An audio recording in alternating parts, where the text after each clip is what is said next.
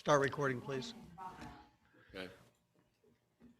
I would like to call tonight's meeting of the Hampden Board of Selectmen to order for January 9th, 2023. Please stand for the Pledge of Allegiance. I pledge allegiance to the flag of the United States of America and to the republic for which it stands, one nation, under God, indivisible, with liberty and justice for all. This meeting is being held live in person and over Zoom. The meeting is being recorded. Is anyone else recording the meeting?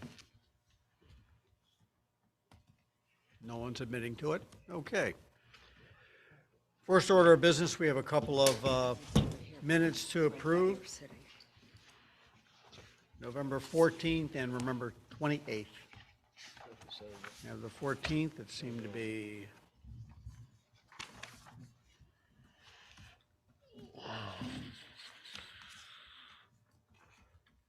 the main thing was the start of the Raymond Drive Husky saga.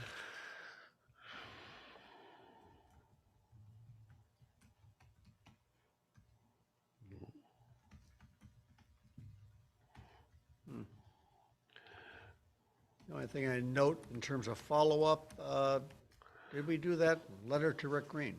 That was in the minutes. I don't recall signing it. The thank you Yes. letter?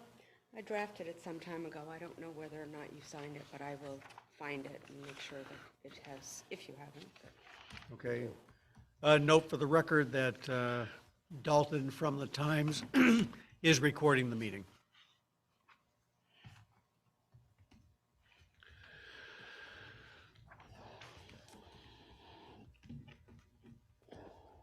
I move approval for November 14th, 2022, regular session. Second. The only thing, Bob, for the minutes, if you could, the actual amount that we received for opioid, if you could add that into the minutes rather than few funds. I know it was minor, but actually put the real number in. All $2, $4, whatever the heck it was. That's me. With that change, all in favor? Aye. Aye. Thank you. Minutes of November 28th, 2022. The day I turned 65. That's fine. Thanks for the cake. You're welcome. Mr. Continuing Husky saga. Document management.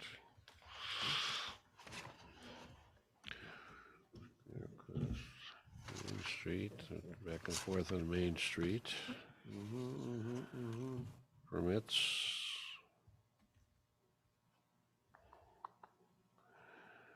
Sorry, same committee.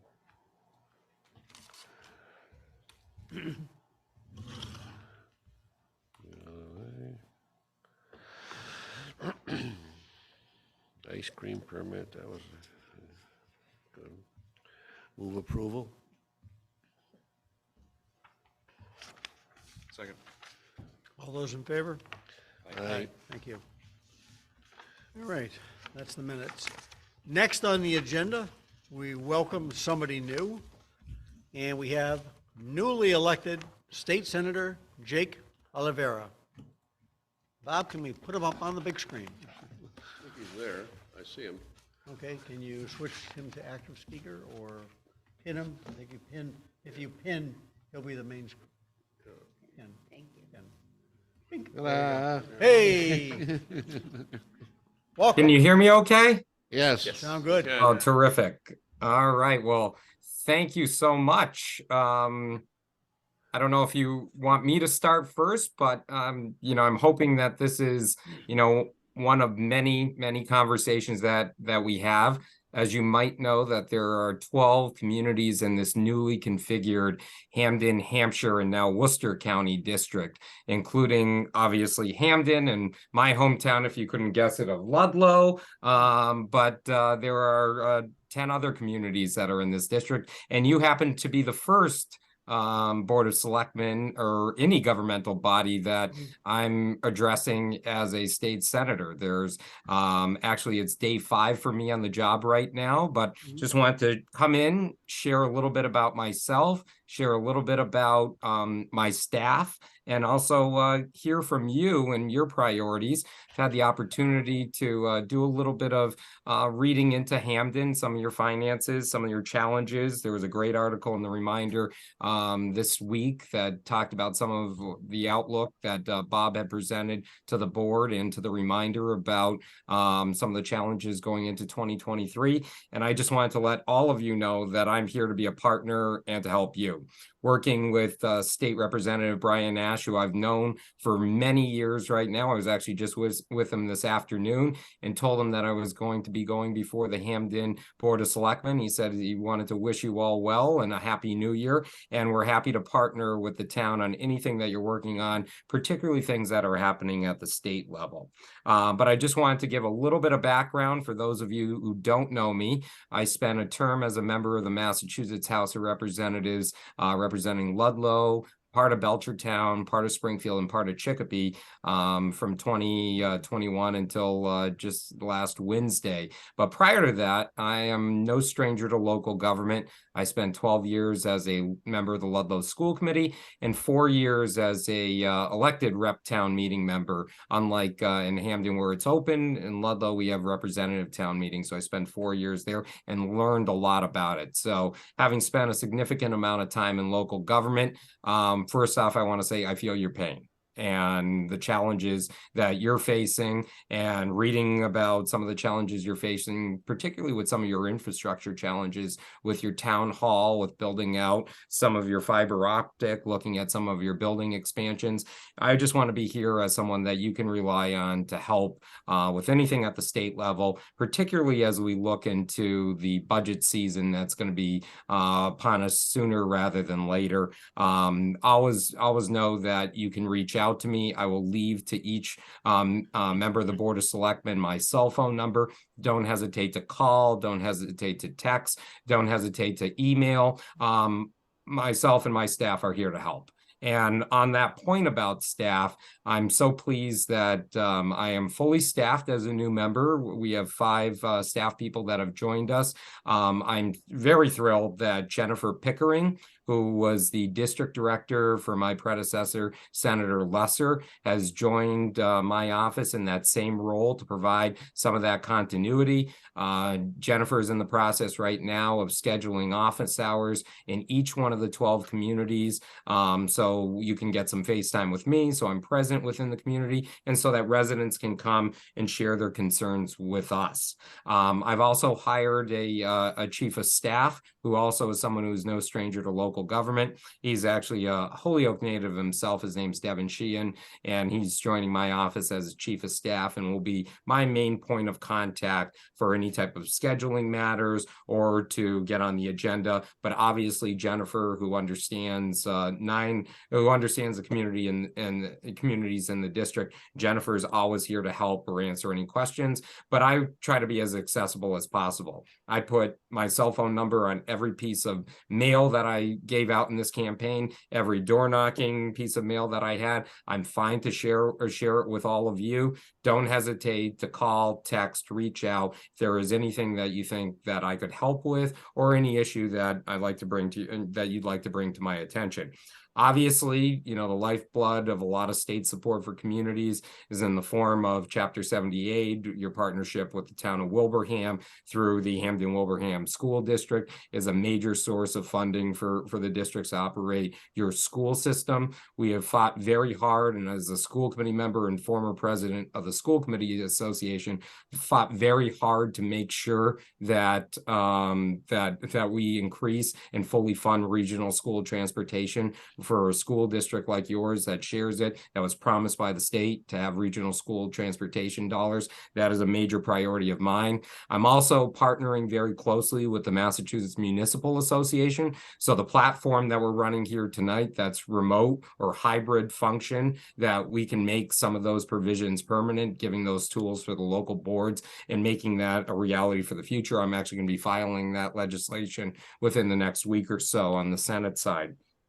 Just a few things that the legislature will likely be tackling within the first few weeks, hopefully, is working and building that relationship with the incoming Healy-Driscoll administration. But some of the priorities that we'll likely tackle first off are things that we didn't get finished last year and when the clock ran out. That has to deal with tax relief for working families, making sure that we expand the earned income tax credit, which puts dollars into the pockets of working families, expanding the child and dependent tax deduction as well, making sure that we make permanent and expand the senior circuit breaker tax deduction, and then reforming the estate tax, which has a $1 million threshold, which a lot of middle class families are now being caught in, and making sure we raise that to the inflationary rate so people don't get caught in that estate tax realm. Those are all things that will likely be on the agenda, but we'll also be tackling some very big ticket items, including making West East Rail a reality. My predecessor, Senator Lesser, is on a commission that's going to report back to us in March of 2023 to build out that system. My priority throughout those conversations that I've been in on is to ensure that Palmer, not just Springfield, has a stop, and every plan in the bill that was passed last summer assured that Palmer would have a stop on that plan. But there are also some bigger issues that we're going to be tackling as well when it comes to the budget. You know, the voters spoke this past November and passed the Fair Share Amendment, which will give some additional dollars that'll be directed towards education and transportation, which we will make sure goes to those things and not spent in other areas, but also making sure that we reinvest in our communities and giving you the tools that you need to effectively run your town. As we get into the budget season, obviously on the House side, they go first as budget bills originate there. So budget season for the House side is typically centered around April, and then the Senate will get a crack at that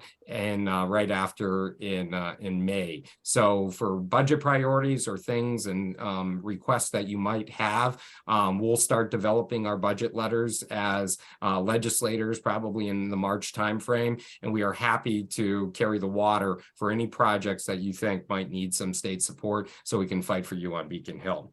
Aside from that, I've probably spoken too long, but I am here at your service. I'm here to answer any questions, and I'm here to partner with you. And so just thank you for the opportunity for giving me a couple of minutes, tell you a little bit about myself, but also some of the priorities we'll likely tackle in the first few months of this new legislative session. So thanks again. Well, Jake, we were pleased to meet you last year, actually, when you stopped in at Night Out at Thornton Burgess. A good way of introducing yourself to the community. And again, we do think we did have a great relationship with Eric, your predecessor, and we hope to continue that with you. A couple of the priorities that I think the board shares, and hopefully Bob has shared this with you, is that we were awarded a couple of bonds, grants, if you will, in the budget this year. We're concerned about when that money would be available. There's one for 500,000, these are rough numbers, and one for 1.3. Yep. We don't want to do anything on them because we don't want to be caught short waiting for the check to come in, and we have to basically underwrite it. So that's kind of a priority for us. It's money that we need to better the community, better our facilities here, and we'd like to get some kind of sense of when we can expect the check. Yep. As Bob or Don has said, show me the money. And You do thank that, you for mentioning you it. stop by every week, seriously. And the 1.3 million, that's, if correct me if I'm wrong, but that's for sidewalk renovations along Main Street. Renovation and expansion, And correct. expansion. I mean, for me, that's personal because I was knocking on doors on Main Street over there, and you take your life in your own hands sometimes when you're walking on that road. Wow. So I know it pretty well for that area. But the thing is with bonding money, so unlike the general appropriations where you might get a direct earmark from a legislator. So let's say you have, I know that I believe Eric Lesser in the past and Brian Ash have actually secured some earmarks in the past for different projects within your town, including a feasibility study for the senior center that are kind of smaller, 15, 20, 50,000. Those are direct appropriations to the community. which they can get, as soon as the ink is dry after the governor signs that bill. Bonding is a little bit different. And this is where bonding kind of gets into a little bit harder to kind of shake the money out of the tree. Unfortunately, even though that bonding money in language was put into a bill, it is up to the administration to actually shake loose that money and get it to the communities over time. I worked for 12 years for our state university system that had a higher education bond bill that we worked on year in and year out. And we included money that was in there for certain projects, for certain building projects on our college campuses. Sometimes, the administration, they can spend within that, but they have to release those funds. So it isn't up to the legislature entirely to actually do that. It's up to the administration. So in this case, the Healy-Driscoll administration and their Secretary of A&F to actually authorize those bonds that were in there. And so what we can do is partner with you and with Representative Ash in order to, shake the administration a little bit and let them know that this is a major priority. But I think you're right when you mention that, you don't want to start spending anything down if you don't have the money in your account or in your pockets right away. And that's what we can help with, and happy to partner with you to try to make sure that the administration releases those bonds for the projects identified within those bills. Well, that was kind of a key thing. I'll turn over to Don. I just want to bring up that the Baker-Polito administration was very attentive to small towns, very responsive.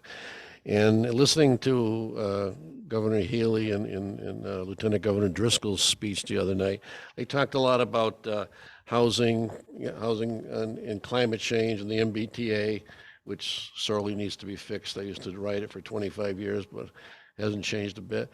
I'm a little bit concerned that their attention isn't towards the small towns, because, those small grants that you talk about are so important for us, particularly the shared services. We have shared agreements with Munson and East Longmeadow and us and South Hadley and us on different things, and those are very important to the day-to-day functioning. And I just didn't hear that in the small town aspect in their speech. I know they're probably looking to start off their administration with the big idea, but I think if that's something you keep an eye on, we'd really appreciate it. Absolutely. There was actually a report, and Hampden, given your size and your location, would fall under some of our rural communities. And I'm actually partnering very closely with a state representative from Hampshire and Franklin County, Representative Natalie Blay, who actually has a rural communities report with a lot of recommendations to help out some of our smaller communities like Hampden, your under 10,000 population communities that are a little bit more rural in nature. And, on the regional, that are part of regional school districts, there's some flexibilities that we can give to these communities that are much more rural in nature. And I know that we in the Western Mass delegation, since many of us represent communities that would be considered rural or small, we will be working very, very hard to ensure that the recommendations within that report are implemented, whether it's through the budget process or the regulatory process, to give the tools to the communities that are rural or small in nature, some of those things.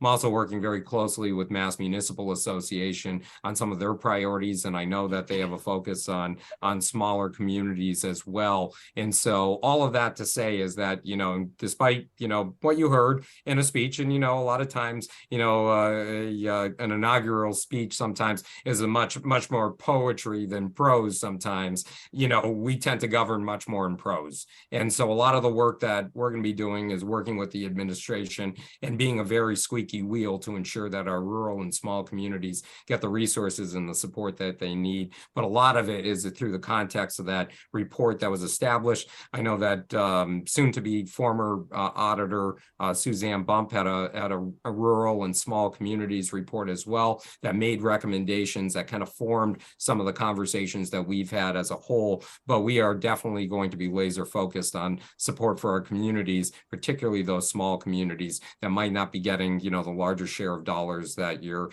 gateway cities or larger suburban communities might be getting. Well, there's one thing, to echo what Don said, one thing I liked about the Baker-Polito administration was that Lieutenant Governor Polito had a small-town background. I believe she was a select board member. Shrewsbury's got about 30,000 people. They're not that small. I'm just saying, understood, and I think the same thing was true back in the Patrick administration. One member came from a small town. So it's important to know where we come from. You know, everybody talks about the fact you have to change your watch when you leave Worcester, and that's not true. Western Mass, we're part of the state. So, Craig. Yeah, no, welcome to the position there, taking over for Lesser, and thank you for the information you provided us in your opening there. It's very beneficial, and you touched upon our infrastructure needs, stuff that we're working towards. Fiber optic is a big thing that we're working on right now, and I think we can all proudly say that so far we've gone forward without accessing any of the tax base. It's all been from community compact grants, so we're very thankful for those, and we look forward to whatever else we can build upon, with our infrastructure going forward. Terrific. And can I just ask, can I ask the board, where are you on the senior center project right now? And where, I know that you were talking about an expansion of it and also a fire station project, just trying to get a sense for me of, if there's anything there I can be helpful with. I know that you had kind of a design feasibility study that was helped by an earmark from the state. So just want to know and offer my support. And, my hometown of Ludlow, we had built a brand new senior center during basically the early days of the pandemic and a new school at the same time. Just wondering how I can be helpful there and find out where those projects kind of stand. Well, bring a check that'll clear. That'll be a great thing. But we have a steering center building committee that actually we met this morning, and we're looking at doing the same thing that I believe the board is taking as a strategy going forward, assessing the community, both their needs and their expectations for the fire station. So we had kind of a sense of what the expansion could be at the senior center. It's really limited by the topography there. But we really need to get a sense of what the community expects and honestly, what the community can afford to pay for. Yep. We've been fortunate that the town, through good management, we have a great financial team. We're in good financial shape, but we got to be prudent. We have to know that inflation's still out there, the needs are still out there, and honestly, the town of Hampden is aging. It really is. So, all these. Not us, just the town. Yeah, there's just a bad camera angle right now. So that's where we are on both projects. Right now, the next thing for both is to assess what the community needs are and what the community expectations are. And we have meetings for both.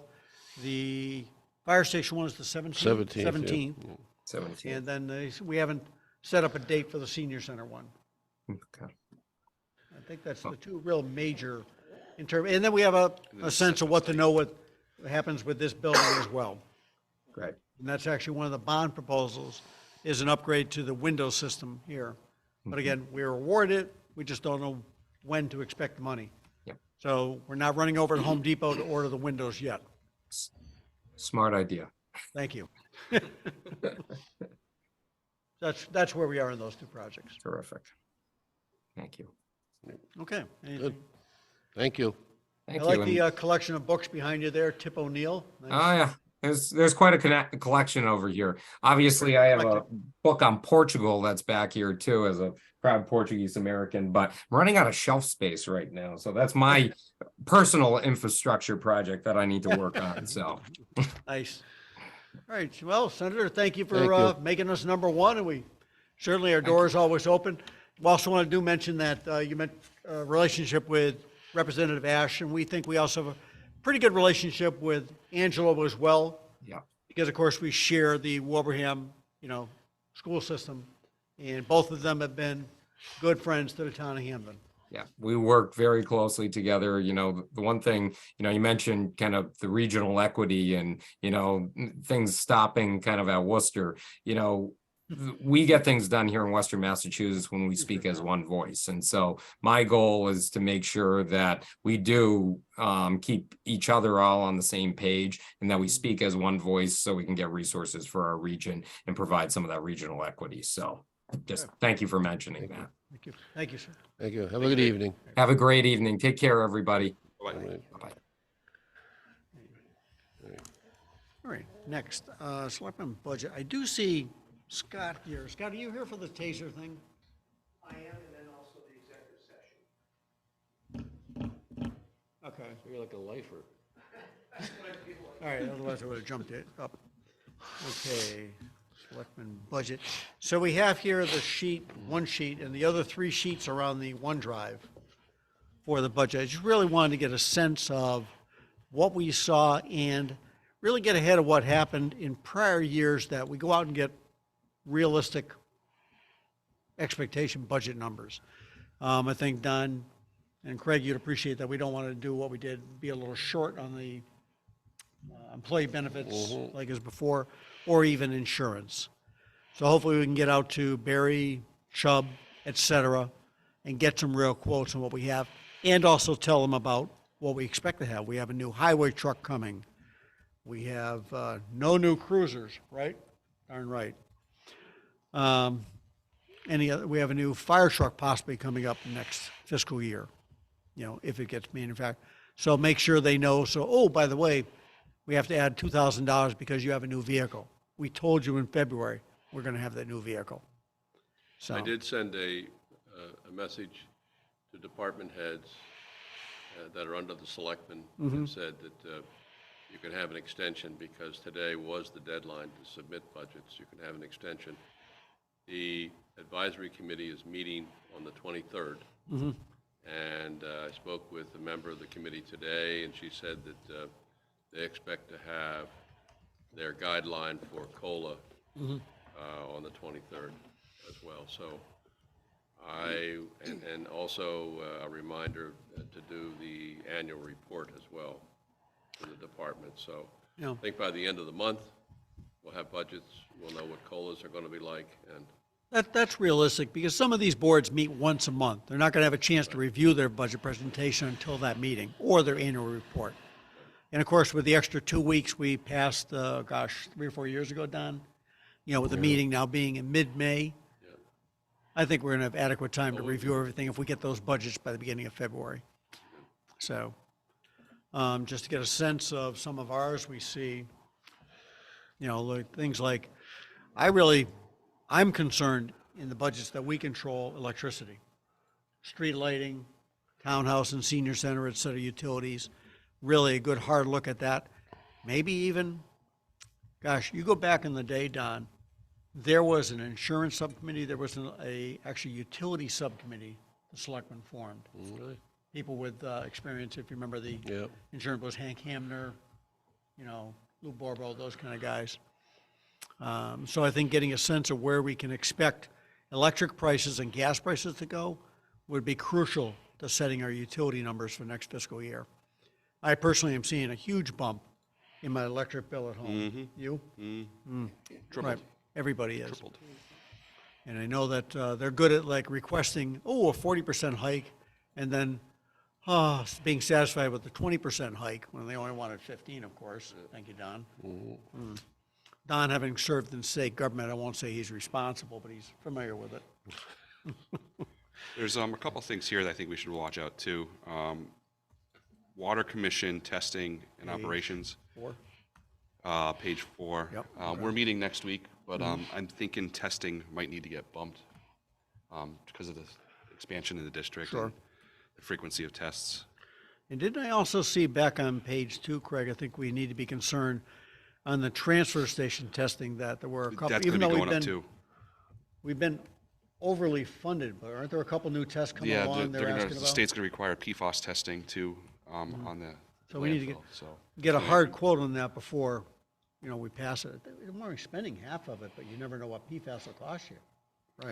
Right. Yeah, it's going to be in depth. And the really- other thing on page 2 there is town events. I know we've talked about and kicked it around in the past. Should we start putting money in for a 150? We can't, because that account wipes out every year. I think Oh, we need to do a warrant article, I think, Warrant and article. add something to it. Right. I mounted that up a couple years back saying we could, but really we should start looking for volunteers for a committee, come up with a budget, and then throw in, Yeah, we're 5 years out, so. 10,000 a year or something like that. Those who were alive back then in the 100th recall we had a nice you know, You'd like to fireworks have show. an overarching project for the 150. The picture of the as well. town report, I think. Yeah, yeah. 1978, yeah. So, Had a town report contest, remember, right. the kids, right. the kids did drew. things, yeah. Yep. So we had kids in town, let's see. Well, we can. Is our website fee going to change too because of the Was that a the one-time? accessibility? Or was Is that a gonna be month- one-time? Well, there's always the installation fee, but it's going to fall back to the range of 1.5 Well, let's get, I mean, these are Annually. things we all need quotes on for anyhow, audio so, high yeah. when after the installation. Right, but there's Right. no ongoing maintenance that they're going to want to do for that yearly maintenance charge for having that service on there. I'm not aware. It doesn't mean that it won't be. Yearly subscription but, or something like that. Right. You know, They they all haven't look for money. mentioned, that hasn't been mentioned in the process. And then again, really get a good sense of where we are with Entree, you know, in terms of our continued turnover, upgrade of computer parts, the software we have. If we go ahead with the program we're talking about tonight, there's another charge for a yearly maintenance thing, something like that. And So- our public health nurse, that was a 3-year thing or a 2-year thing with the shared health That was agent. three. That was 3 years? but 3 we- years. So that I we're- think we're that's still- got one more at one more least, year. yeah, because Yes. that started after the other. One thing that I think we kicked around, and Craig, I think you've mentioned before, that when we get to the warrant articles, I think we really want to bring Board of Health revolving back. Because there Yes. are expenses that aren't Yes. covered by the shared service. Correct. And Craig, you had mentioned that Yeah. before, that, yeah. And then, anything on transfer station, do you think it's a bag year yet? Do we know yet? Jane, when I last I talked to her about transport station bags, she says she thinks we're set this year. Okay, So we might revisit it next year. Okay. I'll double check when she's back from right. vacation. But we will have an increase at Murph Right, there's that, and then I think we're in the contract and year with too. contract year with Yeah. McNamara. right. So Is that on this sheet?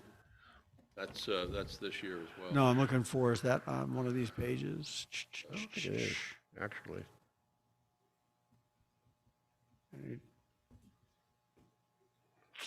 I guess it's probably under the enterprise fund, Yeah, yeah. the contract year with McNamara. Yeah. And the other thing is the employee benefits, we ended up adding $160,000. Right, so this number doesn't reflect that per Right, so se. that should yeah. be, that 350 should Same be as like the long claims, 510. yeah. And we got to find out if there's going to be any retirements or people thinking about retiring. We have one.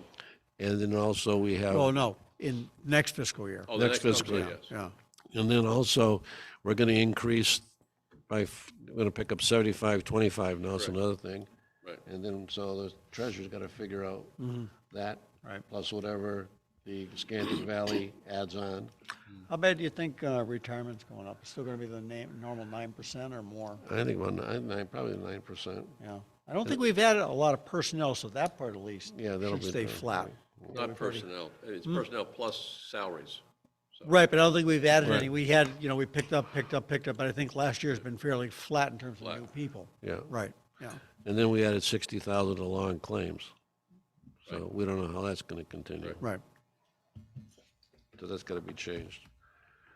okay. So definitely something to look at, and I think it's prudent that we get on it earlier rather than later.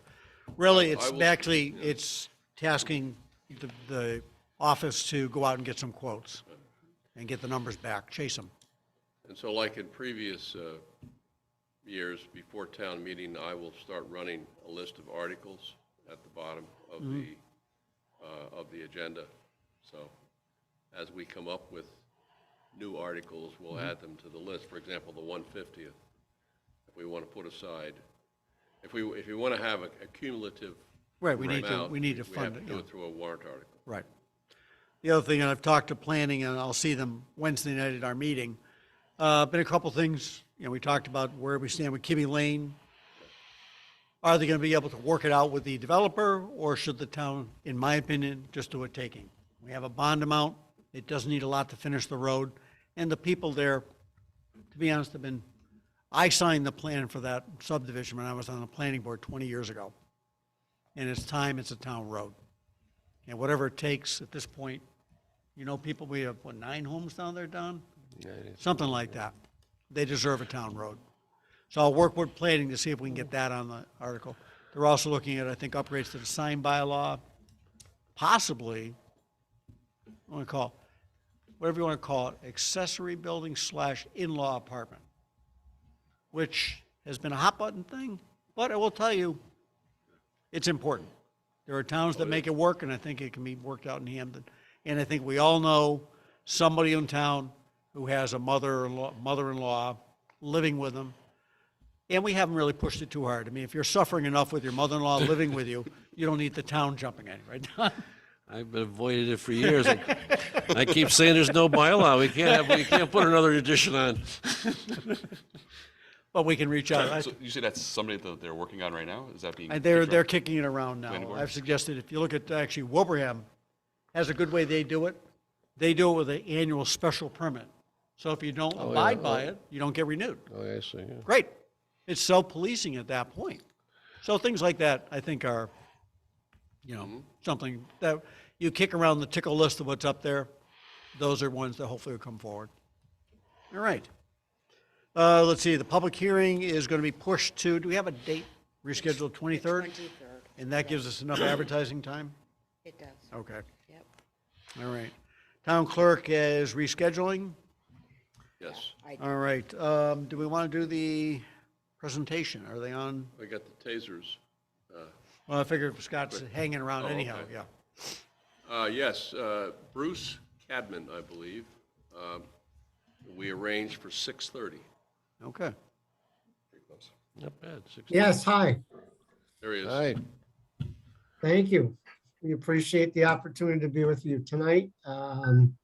With me is my colleague, Brian Hoodie, who's going to be doing a quick, short demo for you of Laserfish. We're here, not only to show it to you, but also to answer your questions that you might have. For those of you who don't know, General Code is a company that's provided codification and document management services now for over 60 years. We work with thousands of municipalities around the country.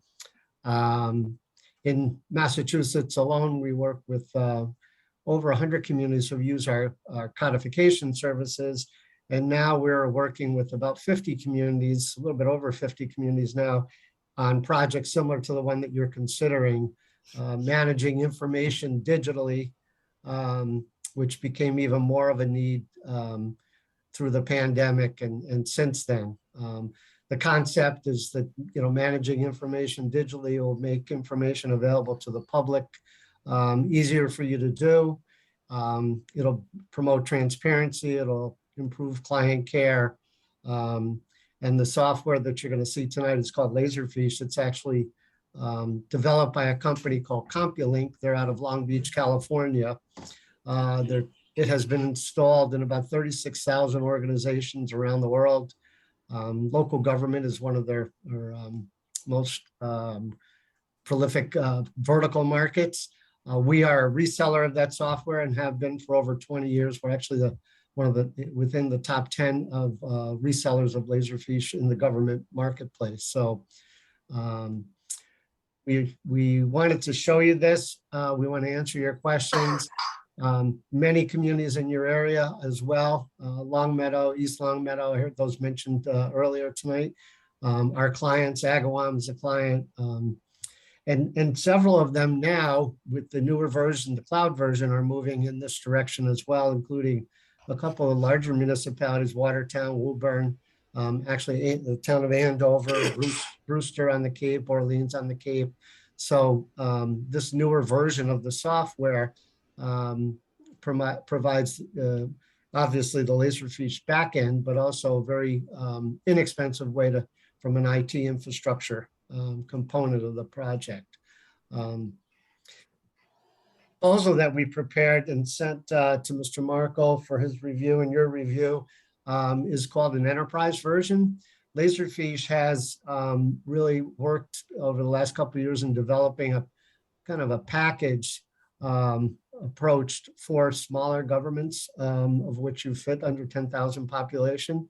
So the proposal and the software that you'll be receiving includes pretty much all of the features and functionality available in Laserfish, including up to 100 licenses, which you probably never need all those, but also Laserfish's web portal, unlimited web portal, so that information that you do end up scanning and getting into the system can be made available to the public in a read-only format. You are certainly in control of what is shared. And then also comes with what's called Laserfiche forms. As you know, a lot of things now are forms driven. This software includes the forms package and a forms portal. So again, the public will be able to submit forms electronically, which kicks off a workflow process for you to manage through, the responses to those, including things like freedom of information requests, et cetera, et cetera. So that's a very quick overview of the software, but from very high distance. When I'm going to ask Brian to come on now and show you what it looks like, and then we'll take some questions and hopefully answer your questions. Okay. Thanks. Sorry, go ahead.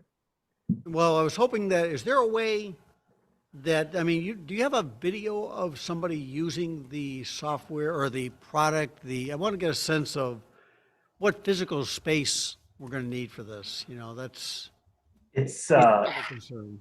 it's all provided for through the cloud systems. The space is No, I'm sorry, not the electronic space. I mean, the physical space, the scanner, we're already been talking about it at previous meetings. The reason we're doing this is that we're such a cramped environment here. What type of, facility space are we going to need to set this up, hardware-wise? Hardware. Yeah. Well, Brian's going to show you the actual software, but the answer to your question is minimal. I mean, if you've got copiers or multifunction devices now, those can just be tapped into the software. So there really is no, somebody is going to access the computer either through the software, either through their computer, their iPad. There's actually a mobile access too.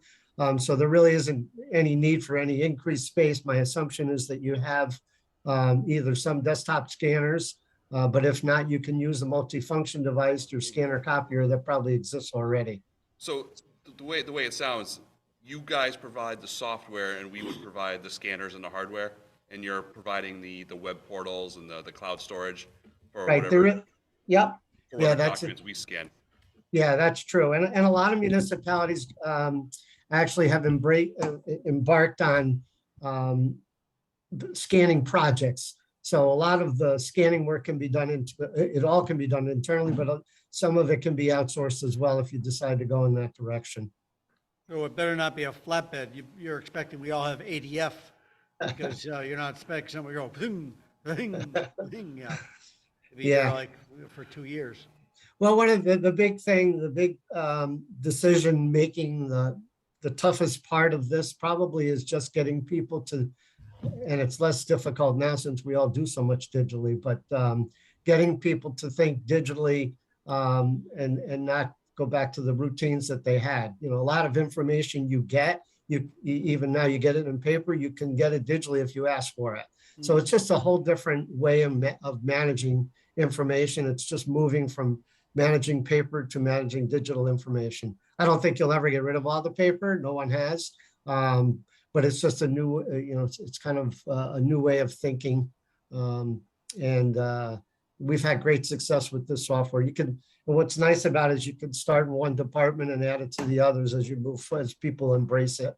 Well, we have asked different departments to try and, for instance, planning, conservation, if they can get digital submissions that then can be shared during their Zoom meetings.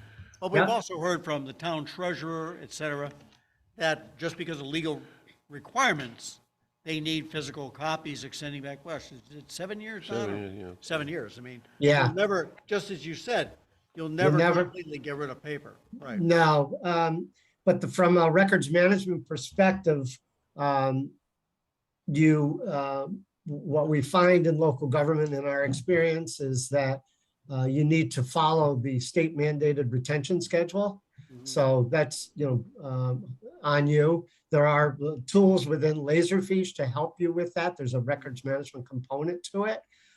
So we can work with you on that as well. But you're absolutely right. I mean, records have to be managed according to the retention schedule. Our history tells us that local governments tend to keep things beyond when they need them. And that goes back to your question of space. We find a lot of times in just the departments that you mentioned, planning, zoning, engineering, DPW, those types of documents tend to be in multiple filing cabinets and multiple folders. So our goal is, if we can make it this, is to think of this as this big bucket where all of the town's documents reside, and they're shared out with those people who need them under a very strict security policy, which is set up through the administrative console in Laserfish. So, and once digitized, the paper documents that we're required to keep can be relocated. John is suggesting we send some over to Thornton Burgess. So this web portal you mentioned earlier, when we scan documents, are we storing them? Are we purchasing the cloud storage from you, and you host all the documents on the web portal? Is that how that works? Yeah, Brian, I'll let you, and Brian, maybe if you can. Yeah, answer that I wanted question. to try to break in, but I can't really share my screen. It won't let me share my screen. So I will point out though that the storage is via AWS, so it's Amazon Web Service storage, and so that's where the documents would be stored as far as that's concerned. So.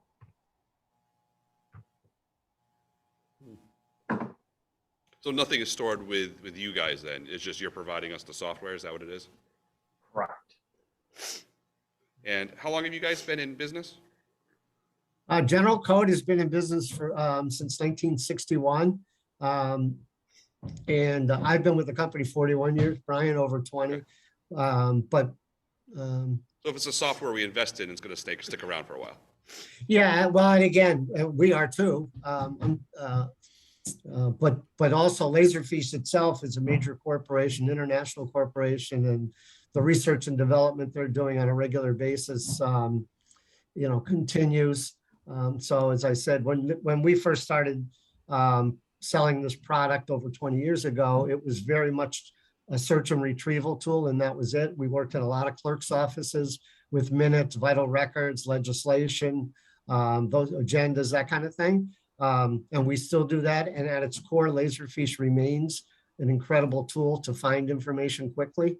But now it also allows you to do more with business automation process, streamlining business processes. And again, that interactive work with the public, giving them the ability to request information from you through a forms process, which kicks off workflows. So it continues to improve upon itself. And I think if you contacted several of your neighbors, many of whom have had it, East Longmeadow's had it for many, many years, Agawam as well, Northampton has had it for many, many years. So there's a lot of neighborhood communities there that you could certainly speak to about the benefits of investing in this technology. Now, just a quick two-part question is, when we scan a document in through the Laserfish, and does it go through and transcode or read the whole document so it's searchable? And if that's the case, does it also do that with handwritten documents? Does it have OCR built in, you mean? Yeah, Yeah. it has. Go ahead, Brian, Go ahead. sorry. Yeah, Nope, so no. for typewritten documents, you can definitely OCR any of those the documents put in the system. It does have an individual index as well that can be utilized for searching. The index can also be utilized for integrations between third-party systems and Laserfish.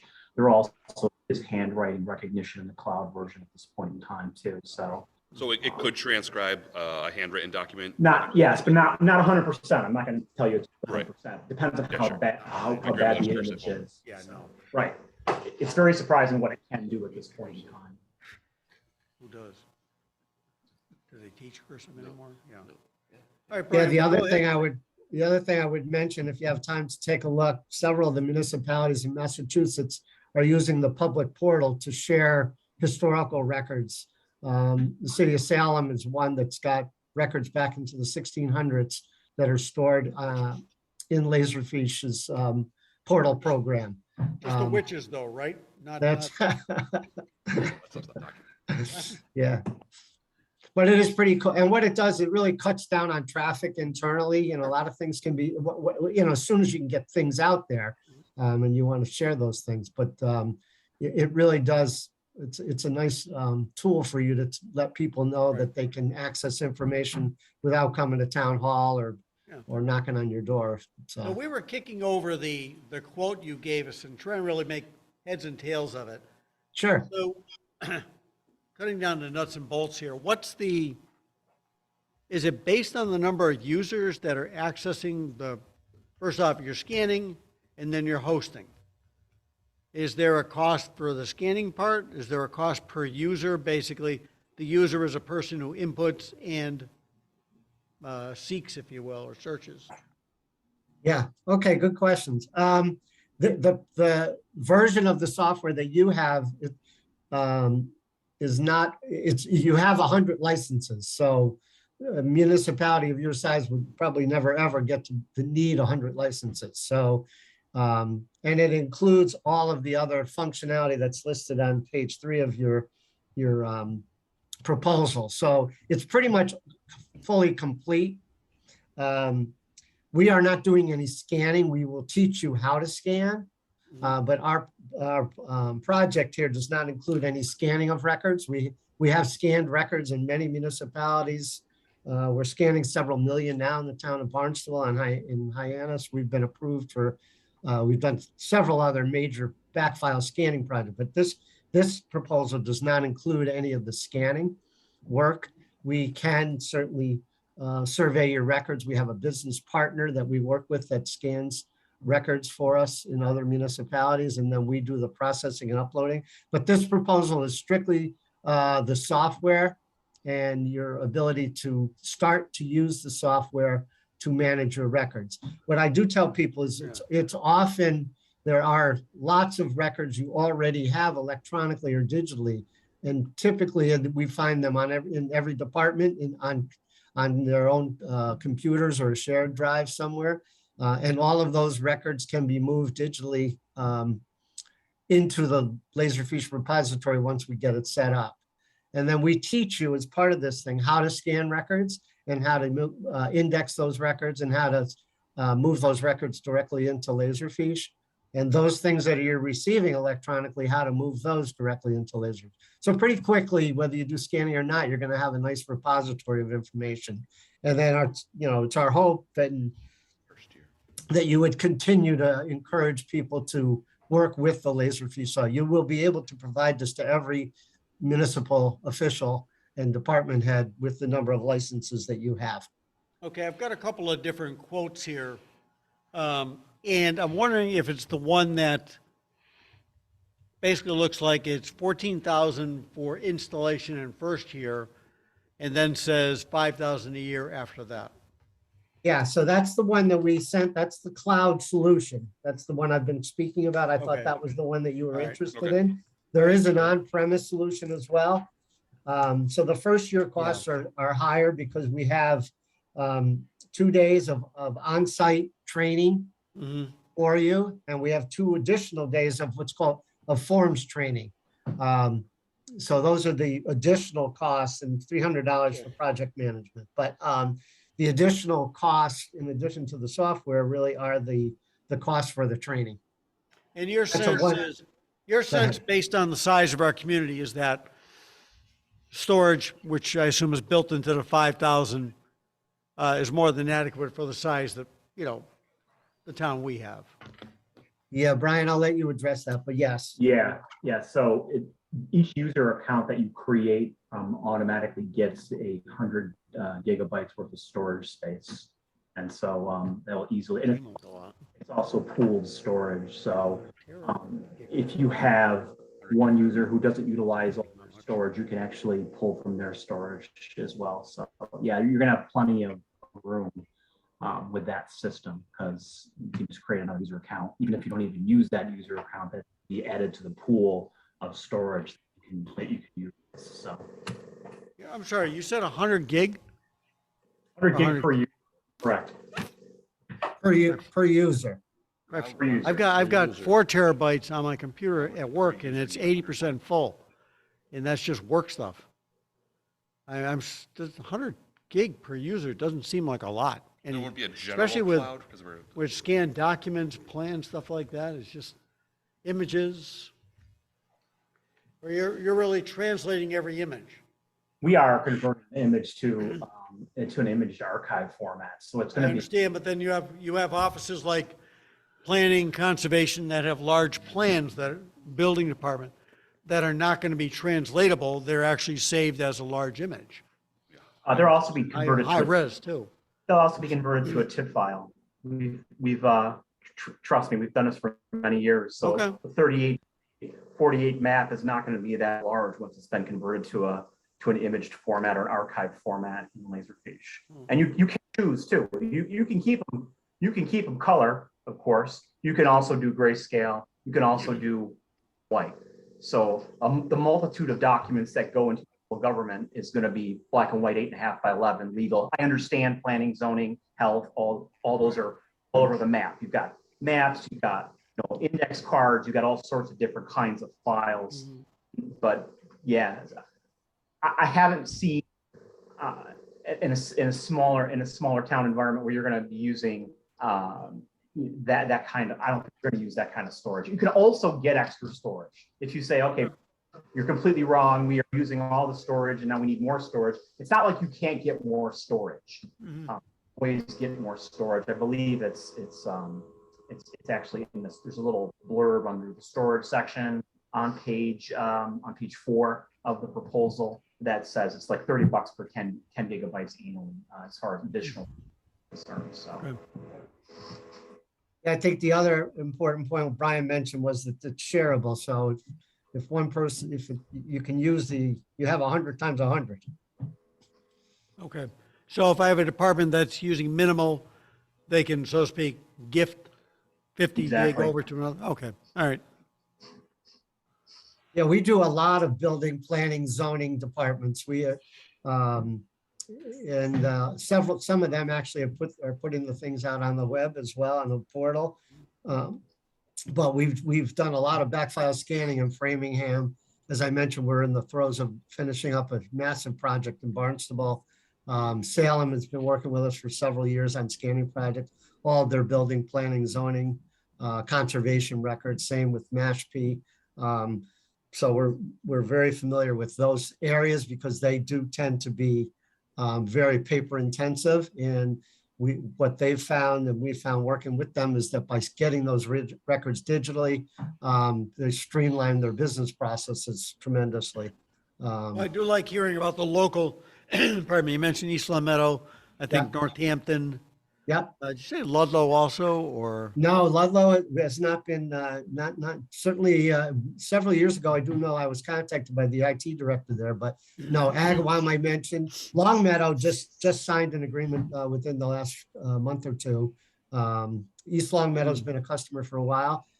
Started really in the clerk's office. I'm not sure what other offices are using it now.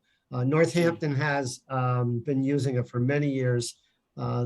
And they actually created a shared service environment in the past. So they have some of the smaller communities in that area that are using it. Okay. Yeah, so there are several communities in your area and throughout the state. Okay.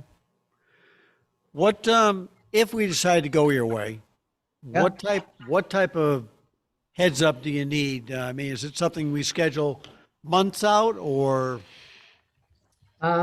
No, whenever you're ready. I mean, we typically install, once we receive a contract, we're typically now, in the 60 to 90 days timeframe to turn the projects around. It really depends on, when you sign and what our schedule looks like. So it's not like we need a lot of lead time. We just need to get you into the queue. Okay. Right now, we've got several projects going on and Andover, Mass is now in the process of working with us on a good sized scanning project and an upgrade to an in-house system that they had. They're going to the cloud. So we've got a few different projects in Massachusetts, but the time frame should not be that great in order to move forward. Did Brian have a demonstration? I can't, it says host disabled participant screen sharing. Oh. Can't share my screen. Yeah, if you could open it up, we could do it. We just, Yeah. Yeah, let him screen share.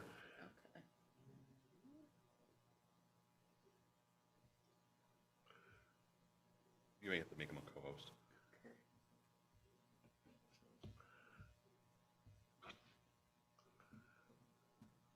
Oh, there we go.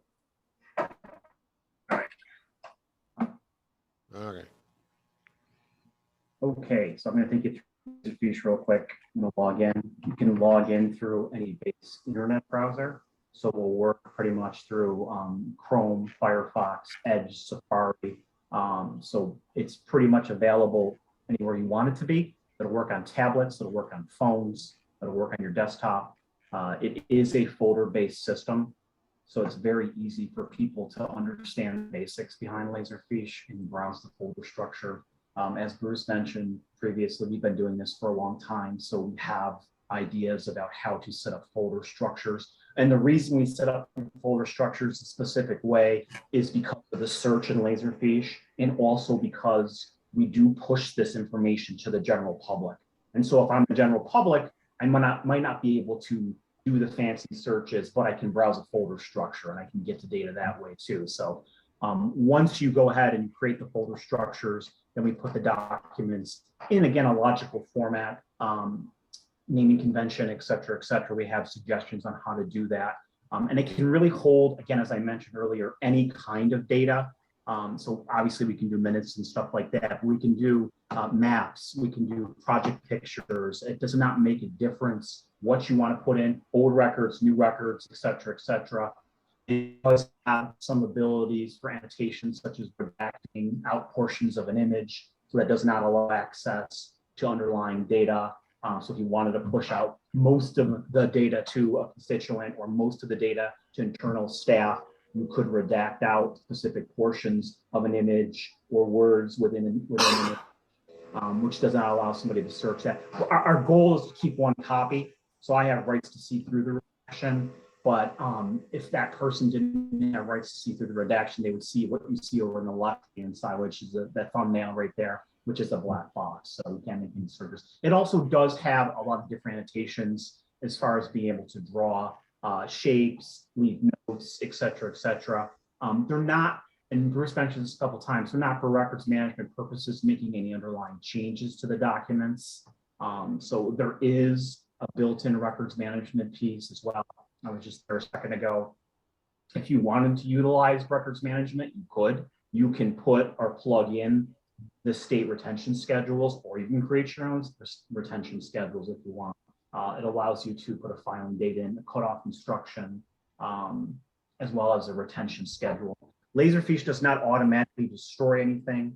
That's just the retention schedule would call for that document to be purged after 4 years from the system. It's not going to automatically purge anything from the system.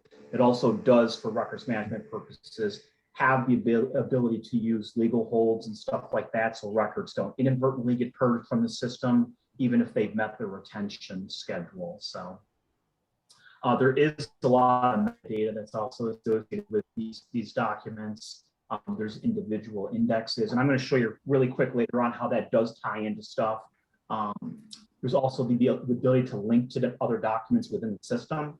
So if I had a map that had a whole bunch of stuff associated with it, like ordinances and resolutions, other maps, I can link those documents together in a project set if I wanted to as well. So you can, as Bruce mentioned, you can scan, you can import. Laserfish is very open to interpretation. It doesn't really care about the hardware. I don't even have to use a scanner per se. I could always go ahead and just input information into the system, and as long as I have rights to do so, I can go ahead and import information just by dragging and dropping it into the system like so. And you can keep it, and it's a native, what we call it, it's native electronic state. So if you wanted to keep it as a Word document, you keep it as a Word document. You can also convert it to a tagged image format or a TIFF file, which is a state archive format, as well as PDF-A, which is another state archive format. So, but you can also keep them in their native format. If you wanted to put video in or put audio in, all that kind of stuff can be done. as well. Again, very open to interpretation. I did mention that you can get to for any browser. There also are dedicated mobile versions, also fairly device agnostic. Looks just like we're looking at on the screen. It works on Android, iOS, so Apple as well as Surfaces. The reason I point that out is because it does bring in some additional functionality through the camera of the device. So if I'm out in the field and I want to slash out a picture back into Laserfiche from the field, I can do that, take a picture, upload it into the repository, and I'm good to go. Once you get the information into the system, it's really the searching that really sets Laserfiche apart as well. You guys mentioned that earlier. There is the ability to just do keyword searches like so, and search the repository and return results on said keyword. These are combo searches too, so they can search indexing information, names, as well as anything that's been OCR'd in the system as well. So when you bring up individual documents within the system, you can click on that and it does show you a hit within that particular record. I can go ahead and double click that hit. And what that does is it opens up the document and it throws a highlight of the document itself within the system. So you can go ahead and you can go through your different hits like so, 8 minutes, et cetera, et cetera. If there's additional in the documents and you get into some of these other minutes, you're going to find some additional hits. Let me find one additional. It should display several different hits that you can go through. So you can just double click it like so. And that simply allows you then to bounce through the different hits in the system. You can just hit these arrows right here and double click on the different hits within the system, and it will move you through the document very quickly and efficiently. That being said, it also can be set up so that it finds specific information within a folder structure as well. So I have the ability to search the entire repository, but I also have the ability to search just a specific portion of the repository too. I have the ability to do within a folder. I can search within a selected specific portion. So, Brian, I got a question for you before you get too Sure. far. You had mentioned iOS and Android. Is there an iOS and Android app for it, or do you have to go to the website through your phone or tablet? There are dedicated, there are dedicated apps for it. Okay. So, Perfect. yep. And then, can you go back to where you were? Say you were under the folder. It said building department earlier. Sure. Now, the question I had about that was, you're in this folder, building department, and you had mentioned that each user has 100 gigs. Was that the right Correct. space size? So say you're in building department, and we have 3 members of our building department that want to upload a document to this section here. Where would that be housed? Where would their file be stored? Would it be in the central suppository, or would it be underneath their own account? Yeah, so it will be uploaded into the repository as a whole, but via security, you're only going to see what you need to see within the repository. Okay. They may only see a specific folder or folders within the repository. You can also have kind of a hybrid access point too, where you may have read-only access to certain folders, like the minutes, for example, and make any changes, you can search it, but you might have full access to a building department folder where you can actually create documents, index documents, et cetera, et cetera. So you Right, but would there be subfolders? I mean, as Craig said, you have the gas inspector, the plumbing Yeah, sure. inspector. Would they each have 100 gig, or are there subfolder? Yeah, you got it. Yeah, don't worry about what they get as storage. It doesn't matter, because no matter if you created the document or not, you can still access the document in the repository. Okay. It doesn't matter who created the document. So as long as you have rights to view that document, to open up that document, then you can open up that document. It doesn't matter who created it, when they created it, et cetera, et cetera.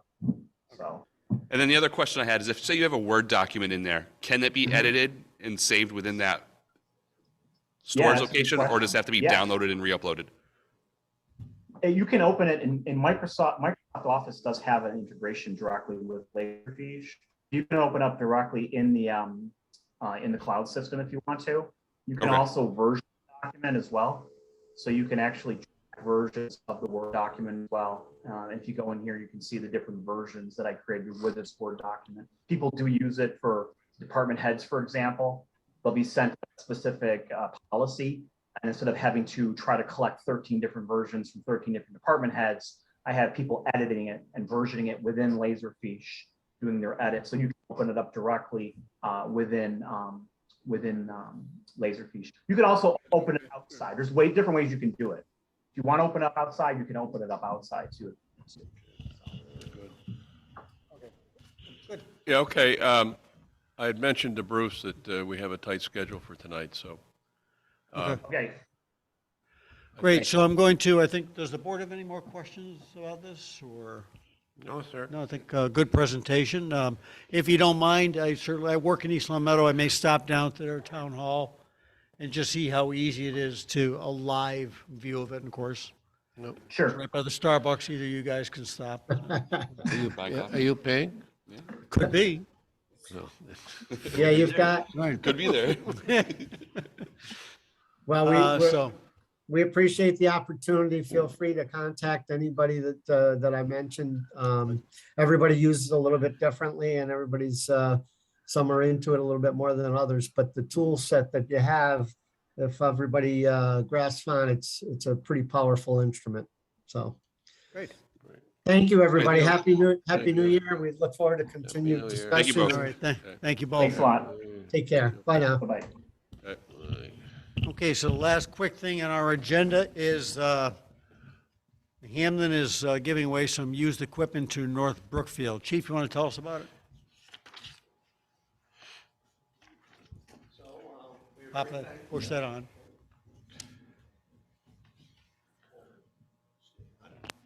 On? There you go. Nope. Nope. Battery's dead on that one. There you are. Yeah. So we're very thankful that we were able to upgrade our tasers to, from the X2s to the X7s, which doesn't mean a lot to probably anybody other than, Look at the X7, come on. we got the Yeah, X7, the well, most yeah. newest Five model better. out there, and most efficient, and software able to be tracked even better for us. So in training, when Sergeant Yvonne was in training through the company, he does know Chief Mark Smith from North Brookfield. They've spoke that Chief Smith has the X2s right now, doesn't have one for all of his officers. And basically, in talking to the company Axon, where we got the taser from, the new ones are the new ones, and the old ones aren't compatible with us anymore. So he says, basically, departments do donate them to other departments in need of them. We have approximately 15 of the 15, I think 13 are currently working. Chief Smith would be willing to relinquish any ownership to us. There's no liability. He would sign a release for us, from us, and be very accepting to a donation from the town. And likewise, he'd be able to give us any type of training down the road if we need for firearms or for whatever. How old are the tasers we're giving them? I mean, they've been bought over the years, I'm sure, like, you know. They're, say at least, we were one of the first departments in the area to get them. Yeah, I gotta say, starting, 7, 8, maybe 9 years, 8 years, maybe. Don was wondering if we have to test them before we give them. I know that was brought up, and we can definitely test them with anyone who wants to, we'll give you a list. Yeah, Okay, give a thank list, you. or- Yeah. I mean, I don't want to use them, but go ahead. if Have you actually, I mean, You don't here's a have question. to, No, no, you no. legally- Have you, how often on a yearly basis have you guys fired a taser? Very little. Yeah. We had one deployment as soon as I became chief, unfortunately. Yeah. That was my new chief use of force. But I don't recall I another don't, no. instance, I think on an animal they had to use it, under Chief Farnsworth, but other than that, not on another Okay. person. Very little. I remember, I think I was on the board when it was brought to us about we needed them as a good option, that middle option between not doing anything and deadly force. And I think just having, everyone sees it on your, there's the yellow, they can do it anytime and just, Home run, it gives you another Right. option on your Sure. tool belt. You know, you go from the mace, the chemical spray, Right. to your taser, to lethal force. And, Right. Absolutely, any department doesn't have it in this day and age, oh boy, yeah, yeah, definitely. they're playing with So- fire, really. So with the acceptance of the board, and we'd be asking to donate the 15 tasers to North Brookfield. And you have the other ones in hand. Well, already been trained on them Okay. as of last month, and yes, we're all certified on them. And How many of those, do we have 15 of those? no, or- we do not. We actually purchased 13 of them. 13. 13, So and each that's adequate. full-time officer has one. And the good thing with the new tasers is the software is registered to that officer. Okay. So anything that officer does with that taser goes into that officer's number and downloaded. So if there was ever a deployment, it's much easier to get the information out for a use of force situation or anything like that. So we do have 13, 2 extra for our part-time officers when we have a part-time officer working. You have yours with you right now? I do not, no, it's not on me, but if I knew I had to bring it into this crowd, I would have brought it in. So I'm sensing photo opportunity here. Photogenic, No, you know, the transfer the of chief, chief to chief. chief, and. picture in the paper. We could try to do something like that, sure. Can we, let's combine some things. Can they do it at the new crosswalk so we can really get a picture Oh. of us both? We can look to have something like Sure, that. sure. Chief to chief and maybe one of the board Yeah. members. Okay, well, I'll entertain a motion to approve the donation of the tasers to North Brookfield. I will move that we approve the donation of our old tasers to North Brookfield and held harmless for any liability. Second? All in favor? Aye. Thank you, Chief. Thank you. All right. We do have a short town administrative report prior to our executive session. Do we want to discuss that now or do it after? Well, I want to keep it in the Zoom, so let's do it now. Where is it? Okay, everyone is aware, but we'll announce again that there's going to be a major community meeting on the 17th here in the auditorium. It's been posted on the website, and I'm going to be sending out a Blackboard notification call on Monday prior to the meeting. So, and the purpose here is to discuss with the community the future of the fire department and the proposed construction project as well as the department itself. Secondly, the Ambulance Oversight Committee met on the 4th of January. The Selectmen will need to decide whether to extend the contract 1 year or whether to go out to bid. And I'm looking for a date for a Selectmen's meeting when we can do that. If we're going to go out to bid, we don't have time to waste here. If we're going to extend even, if that's your inclination, then I would go and seek negotiation with Action Ambulance for a price for the coming year.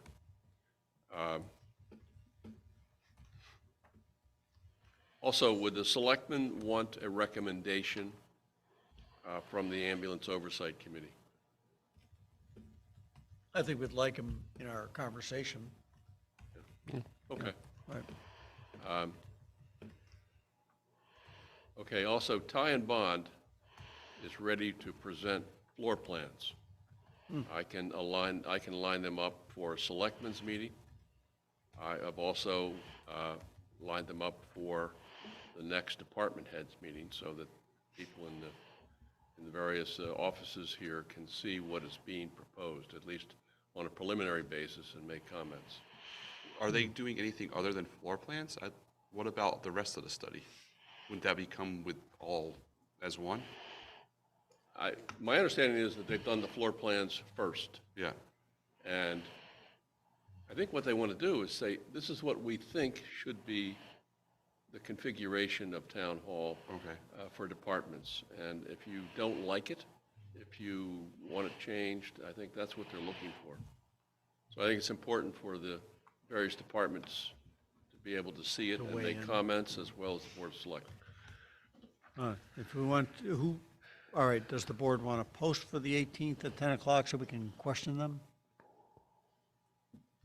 But Bob does Zoom the staff meeting, but not as a recorded Right. Not type a meeting. public meeting, no. I mean, if we're just going to question them without making decisions, we can do that just by attending. Just The staff meeting, you mean? just to gain knowledge without making decisions, we can talk, like a webinar, basically. Yeah. All right. So that's open to any town personnel it's open to the board to attend. Okay, Okay. so We're not, you want me not to need to post? be posted. We're just going Okay. like any other town hall employee to hear what they got to say. The website upgrade to make our website more accessible with audio eye is still in process. Frankly, they're looking for a payment. Yeah. Um, We authorized it. Yes, Okay. and that's going to be delayed for a while until Jane comes back and we get it Why? scheduled. So, No, I'm sorry. Why is it being delayed? We authorized the payment. We gave funding. I just got an email from them today saying, you're a day or two overdue. When are we going to get the payment, in essence? So, Okay, yep. The Laserfish we got, the yeah, VSO new was here. VSO, the new Veteran Services Officer, I think everyone has met at this point. Also, you know that I did meet with Grace Barone of east of the River 5 Chamber of Commerce. She's going to be bringing a group of businessmen together, businesswomen together, to talk about cooperating with the town on a Hike Hampden program later this year. Also, the main project I'm working on right now is with the Gaming Commission to get several grants.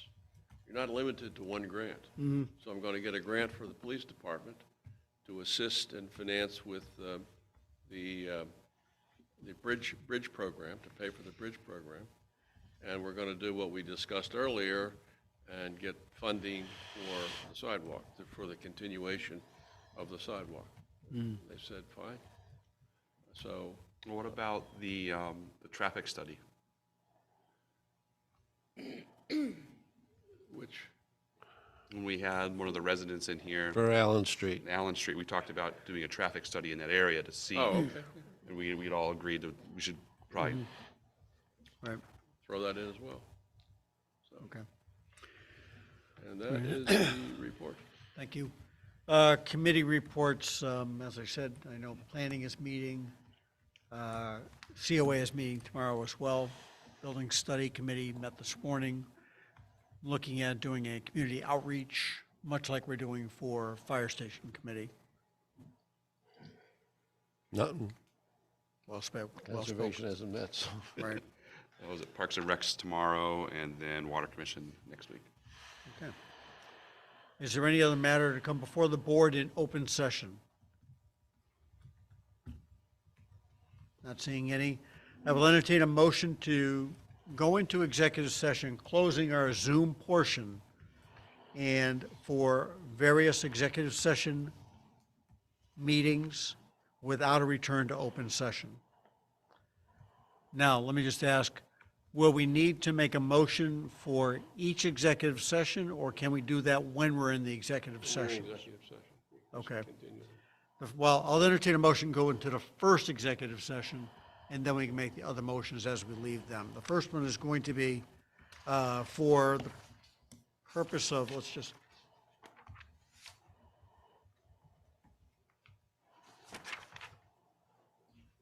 Storage facility. no, Cases. no. First, I told Angelique I'd call her, just to get it done with, the agreement thing. Okay?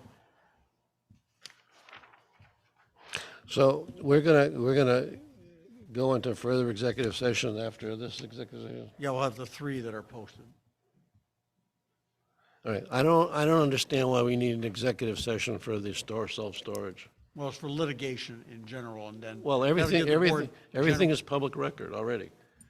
Everything's public record. The damage to the individual's reputation's already been done to the town.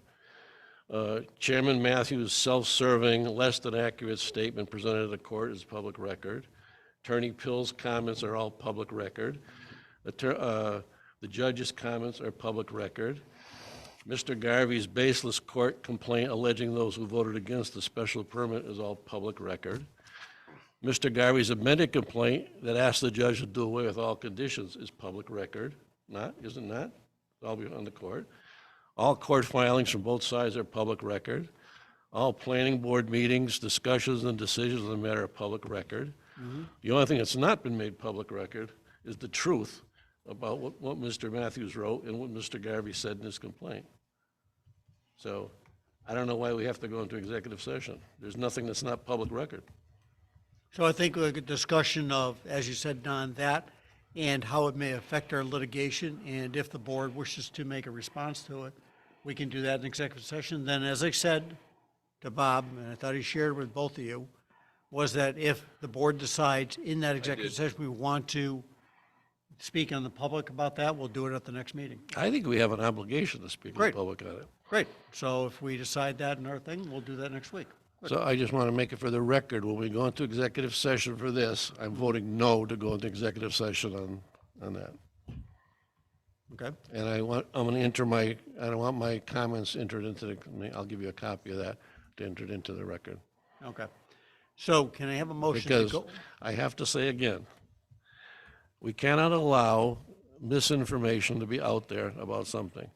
You know, on the other self-storage case, Mr. Pellegrino and Mr. Anwood have conducted themselves in a professional manner. They've filed their complaint, which they have a right to do, appeal on the merits. Mr. Garvey and Mr. Semino and Mr. Matthews have taken a different tactic. They determined to attack the town and the individuals. Mr.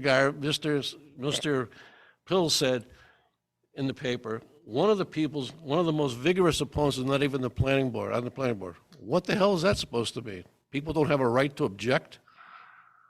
You know? I mean, there's something wrong there, and it has to be corrected. Okay. Can I have a motion to go into executive session for the police agreement matter? Which agreement is this? Oh, this is the guy, okay. I move we go into executive session to discuss the reputation, character, physical condition, or mental health rather than the professional competence of an individual, and to discuss discipline or dismissal of, or complaints or charges brought against a public officer, employee, staff, or an individual, as the chairman has determined that this would be detrimental to the town's position. Second.